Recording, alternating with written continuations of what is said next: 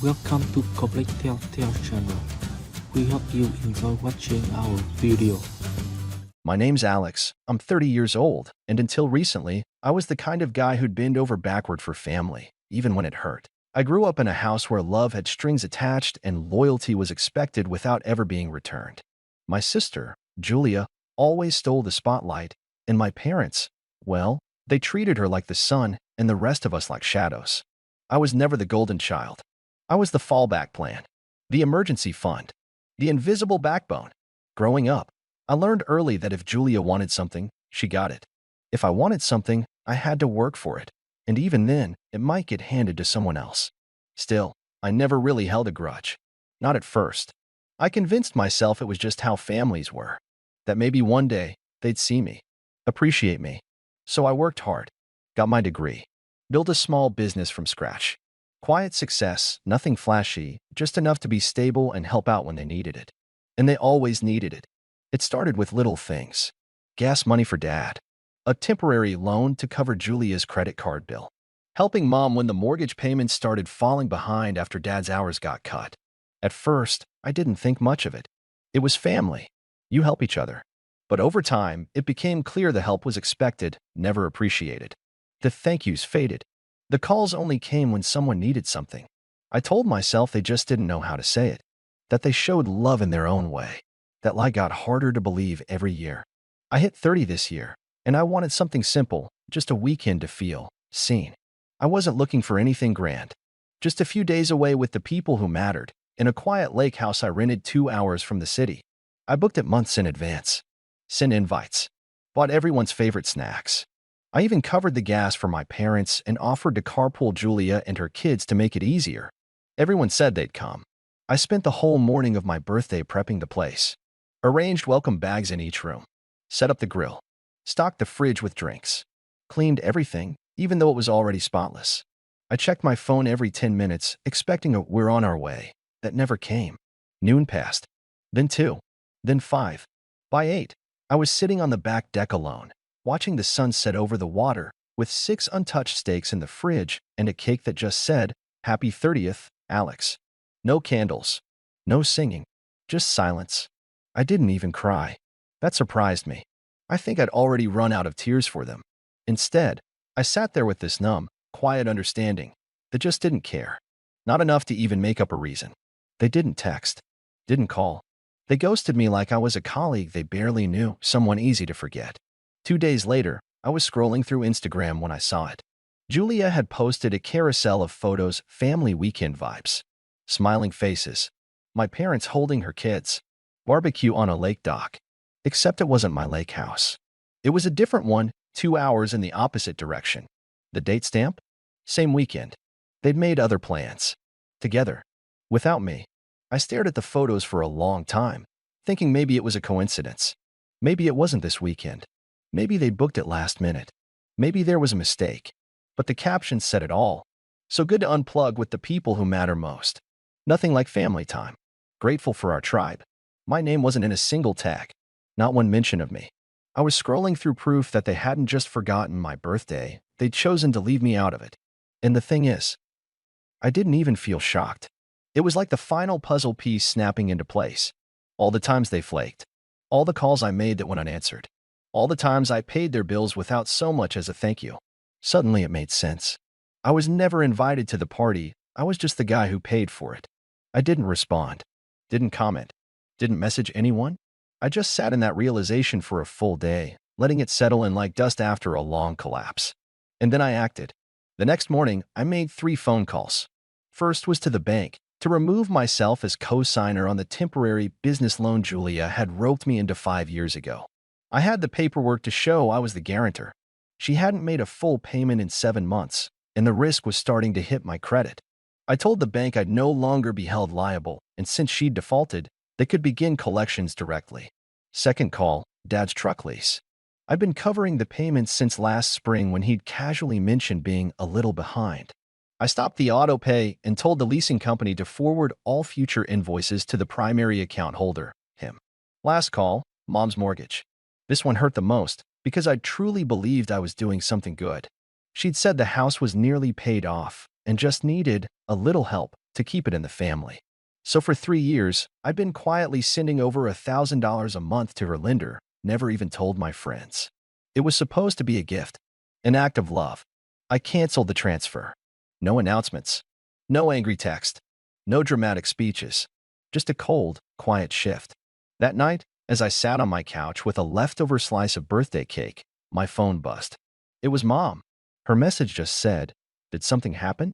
I stared at the screen for a minute before typing back. Yeah, I finally took the hint. Then I turned my phone over, let it buzz and buzz as calls started coming in. The first call came from Mom. I let it go to voicemail. Then Dad. Then Julia. One after the other, like a chain reaction of realization spreading across their little inner circle, except this time, I wasn't part of it. I didn't answer any of them. I just watched the names flash on my screen, one after another, like ghosts of people I thought I knew. By morning, I had 17 missed calls, 5 voicemails, and a text from Dad that read, "Your mother's in tears." What is going on? I didn't reply. Not because I was trying to be cruel, but because for once, I wanted them to sit in the silence they'd fed me for years. I wanted them to feel what I felt when I was sitting on that empty dock with party lights flickering in the wind, waiting for people who were never coming. Around noon, I got an email from Julia. Subject line, "We need to talk." The body was short, too short for someone who just excluded their brother from what should have been a milestone. "Hey, I didn't know you'd feel so hurt. It was a spontaneous trip. Can we talk?" I read it 5 times. A spontaneous trip. With matching shirts. Coordinated menus. A hashtag. A rental house that required at least a deposit and a week's notice. The kind of spontaneous that takes 3 planning sessions and a group chat. And somehow, I was supposed to believe it was a last-minute accident. I didn't reply. Later that day, I finally listened to Mom's voicemail. Her voice was soft, like she'd just finished crying or maybe wanted to sound like she had. "Alex, honey, I don't understand what's happening. I noticed the mortgage payment didn't go through this month. Are you okay? Did something happen with your account? Please call me. I'm worried." Worried. Not about me, though. Not about how I felt. Not about why her son might have stopped sending thousands of dollars in support every month. No, she was worried about her house, her routine, her comfort. She didn't even mention my birthday. It would have been laughable if it didn't hurt so much. That evening, Julia called again. This time, she didn't leave a voicemail, but she sent a text right after. "I didn't think you'd be this dramatic. It's not like we left you out on purpose. We just figured you'd be busy with your own thing. You're always working." That one hit different. Not just because it was dismissive, but because it twisted the knife in exactly the way only a sibling can. Julia knew I worked hard. She knew I overextended myself to help them. And now, she was weaponizing that against me, making it sound like I'd chosen to isolate myself. I finally replied, "You're right. I am always working. Working to keep this family afloat. Working to keep Dad's truck from getting repossessed. Working to keep Mom in the house she pretends she owns outright. Working to clean up every mess you make and then pretend didn't happen. So yeah, I was busy, but I still showed up. You just didn't notice." She read the message almost instantly. No reply. By the end of the week, the fallout had started. Mom texted again, this time with less sugar and more desperation. "Can you please send the mortgage payment? They're charging late fees now." Then Dad, "Truck companies threatening to tow. Don't make this harder than it has to be." I laughed bitterly when I read that one. Harder than it has to be. As if I'd created the problem by stepping away, not that they'd caused it by leaning on me like a crutch they never planned to stand without. Then came the email from the bank. Julia's loan was being flagged for delinquency. Since I was no longer the guarantor, the remaining balance was now being accelerated. She either paid or defaulted. She emailed me again. "You didn't have to go nuclear. You could have just told me you were mad." I stared at my laptop for a while, just thinking. No, I didn't have to. But they didn't have to lie. They didn't have to exclude me. They didn't have to treat my kindness like it was owed. Every choice I made was the result of theirs. Every dollar I withheld was a debt they wrote in emotional ink over years of erasure. A few days later, I got a voicemail from Julia. No greetings this time. No fake cheer.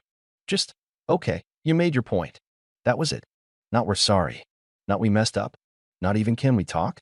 Just that. Like the silence was punishment. Like this whole thing had been some petty tantrum. Like I hadn't swallowed disappointment my entire life until it became the language I breathed in my own family's house. And that's when I realized they'd never get it. Not really. They'd feel the consequences. They'd panic when the money didn't show up. They'd blame each other. Maybe even blame me. But they'd never actually understand the wound they carved open every time they smiled for a family photo I was never invited to be in. Still, part of me hoped, just a small, wounded part, that maybe someone would finally see what I'd been holding up for all these years. That someone would call just to say, "I'm sorry we hurt you." But instead, I got another message from Mom the next day. "We're not mad, Alex. We just wish you would have told us what was wrong before making everything so difficult. It's not like we don't appreciate you." That's when I knew I'd made the right decision. But I wasn't done. Because while I may have cut off the money, there was still something else they'd forgotten. And when they finally remembered what it was, what I still controlled, it would hit them even harder. That moment was coming. And this time, I wasn't going to warn them. Not with a message. Not with a call. Just silence. And consequences. A week went by with nothing but radio silence from me and a growing pile of increasingly panicked messages from them. I ignored them all. I didn't block anyone. No, that would have given them the satisfaction of thinking I was being emotional or overreacting. I wanted them to see the silence, to sit in it and realize that for the first time in their lives, I wasn't going to clean up their mess. But while they were scrambling to patch up what I'd undone, I was doing something else, digging through files. See, it wasn't just the mortgage, the lease, and Julia's loan I'd been helping with. A few years ago, when Dad tried starting his little side business, some consulting firm that never got past the logo stage, I was the one who filed the paperwork. I was the one who set up the LLC under my name because, surprise, his credit was shot. He promised it was just a formality, that I could remove myself later, that he'd handle the finances, the taxes, the operations. He didn't. For 3 years, the business sat dormant. Occasionally, he'd get some side gig and run the money through the account, but most of the time, it was just sitting there. Until it wasn't. Earlier this year, without asking, he'd used the business account, my business account, to apply for a small line of credit. $12,000. Not a fortune, but enough to raise alarms when I got the notice that a payment was past due. He must have assumed I wouldn't notice, that I'd just keep absorbing hit after hit like I always had. But I noticed, and I kept the receipts. So now, with everything else unraveling, I decided it was time to untangle that knot too. I contacted the state office, transferred the business out of my name, and notified the lender that I would not be responsible for any debts incurred without my authorization. I sent them documentation showing I hadn't touched the account in over a year, hadn't signed any of the loan paperwork, and was withdrawing my involvement entirely. That same day, the business account was frozen. And the next morning, I got a call from Dad. I didn't answer. Then I got a text. "Did you touch the business? I can't access the account." This isn't funny, Alex. Funny. That word again. Like this was a joke. Like my absence was some phase I'd get over. Like I was a moody teenager sulking in his room instead of a grown man who'd finally realized that his entire relationship with his family was a transactional illusion. I didn't respond. But 2 hours later, Julia showed up at my door. I live in a small house on the edge of town, nothing flashy, but private enough that no one ever dropped by unannounced. So when I heard the knock and saw her standing there with sunglasses on and a Starbucks cup in hand like this was just a casual catch-up, my stomach twisted. I didn't open the door. She knocked again, then texted me, "I know you're in there. Can we please just talk?" I waited 5 minutes before replying. "Nothing to talk about. You made your priorities clear." She stared at her phone for a moment, then typed back, "I didn't know you were hurting." If I had known, I cut her off. "That's the point, Julia. You didn't ask. You never do." She stood there for a while longer, probably hoping I'd crack. That I'd open the door and let her in, let her throw around a few half-hearted apologies, say she missed me, maybe even cry a little and wrap it all up in a neat little bow. But I didn't open the door. Eventually, she left. That night, I sat on the porch, watching the wind pick up over the quiet street, and for the first time in years, I felt still. Not happy, exactly. But not waiting. Not hoping. Just still. Until Mom called. And this time, I answered. Her voice was calm, too calm. Like someone trying very hard not to scream. "Alex, what's going on?" I didn't respond right away. Just let the silence stretch. "Your father's furious," she continued. "He said the business is locked. The truck people won't stop calling. And Julia's in tears over that loan. Are you seriously doing all this because we missed your birthday?" I almost laughed. "Because we missed your birthday? as if it was a dinner reservation, as if the birthday wasn't just the final stone in a wall they'd been building for years. It's not about the birthday, I said. My voice was calm, measured. It's about every year before it. Alex, she sighed. Families fight. They hurt each other sometimes. That doesn't mean you get to destroy everything. Destroy. I repeated. You think I destroyed something? All I did was stop fixing everything. You destroyed it yourselves. There was a pause. A long one. Then she said, quieter, we didn't mean to hurt you. I know, I said. But you did anyway. She was silent again. Then, in a voice that barely held together, so what now? Are you just cutting us off? And that was the moment. That was the question. The cliff edge. Because I could have said yes. I could have hung up. I could have told her they were dead to me. That I was done forever. And part of me wanted to. Deserved to. But instead, I let the question hang in the air like smoke. Because what I said next would change everything. I sat there for a few seconds longer, holding the phone to my ear as her question echoed in my head. So what now? Are you just cutting us off? I took a breath. Deep. Slow. The kind of breath you take right before you decide to break a cycle that's lasted a lifetime. No, I finally said. I'm not cutting you off. I'm just done carrying all of you. She was quiet. Not the sharp, stunned kind of quiet. The quiet where someone realizes you mean it. That you're not bluffing. That the scaffolding you've always held them up with has been quietly dismantled plank by plank. And now they're just dangling. I didn't yell. I didn't cry. My voice was steady and cold, like water that had finally gone still after years of being churned up. I told her everything. That the mortgage payments were over. That the truck lease was now Dad's problem. That Julia's loan was in collections because she defaulted, and I had every right to remove myself as guarantor. That I'd withdrawn from the LLC and left them with a stack of consequences they'd never expected to face. But Alex, she said, like it was some final card to play. We're family. No, I said, with a finality that surprised even me. Family shows up. Family includes you. Family doesn't ghost your birthday while smiling for matching shirts and lakeside selfies. You don't get to use the word family like a shield when it suits you. You're angry, she said. You don't mean all this. I've never meant anything more, I replied. There was a long silence on the other end. Then the line went dead. She hung up. I didn't call her back. Over the next few days, the fallout spread like cracks in ice. Julia posted something vague and self-pitying on Facebook about entitled people who forget what family really means, and I didn't take the bait. Dad tried calling again, this time with a voicemail that was less yelling and more pleading, asking if I could at least make one more payment while they figured things out. No, that was the whole point.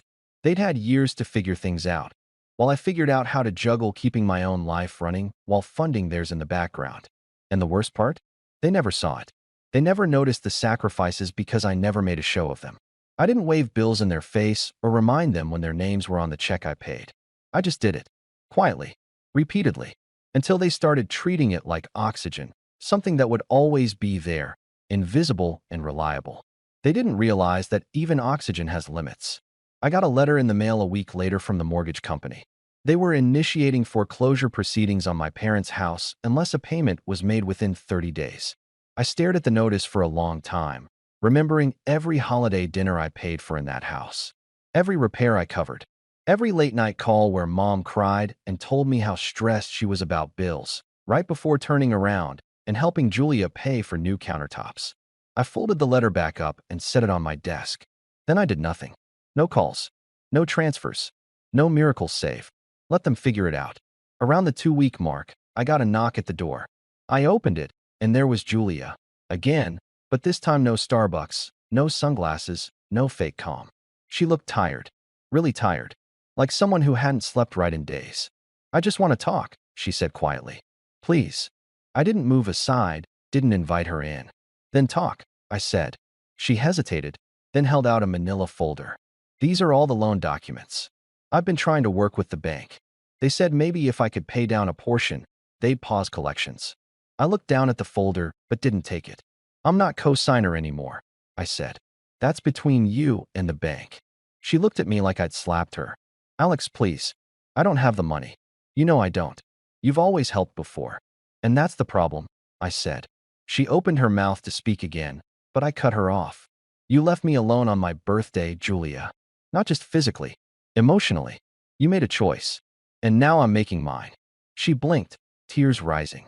I didn't think it would hurt you that much. I smiled just a little. That's the worst part. You didn't think about me at all. She stood there, silent, as her shoulders started to slump. So that's it. You're done. I'm done being useful, I said. Being your backup plan. Your ATM. Your silent punching bag. But if you want to actually be my sister again, really, that's going to take more than a folder and a few tears. She nodded slowly, then turned and walked away. And I closed the door. A month passed. They lost the house. Not all at once, but the foreclosure went through. Mom and Dad had to move in with Julia temporarily, which lasted exactly 2 weeks before they were all at each other's throats. Dad's truck was eventually repossessed. Julia's credit took a nosedive. The bank froze what little she had left. And me? I was fine. For the first time in a decade, I wasn't hemorrhaging money on people who couldn't even remember to send a birthday text. I focused on myself, my business. I took a weekend trip alone to the same lake house I'd rented for my birthday, and this time, I didn't wait on anyone. I brought a book, grilled a steak, and watched the sun set from the same dock I'd once sat on in silence. Only this time, it was peaceful, not lonely, just me, and it was enough. A few weeks later, I got one final letter, handwritten, from Mom. It was short, honest. She apologized, not with excuses, not with guilt tripping, just, I'm sorry. She said she hadn't realized how much I'd been doing until it was gone, that she missed me, that she hoped one day we could talk, not as a mother and her financial safety net, but as people who'd hurt each other and were ready to rebuild. I read it 3 times. Then I put it away. I wasn't ready. Not yet. Maybe someday. Maybe not. But I finally understood that I had the power to choose when, and if, that door opened again. Because for the first time in my life, I wasn't chasing their approval. I wasn't begging to be seen. I wasn't propping up a family that only remembered I existed when the bills were due. I was free, and that was the best birthday gift I could have ever given myself.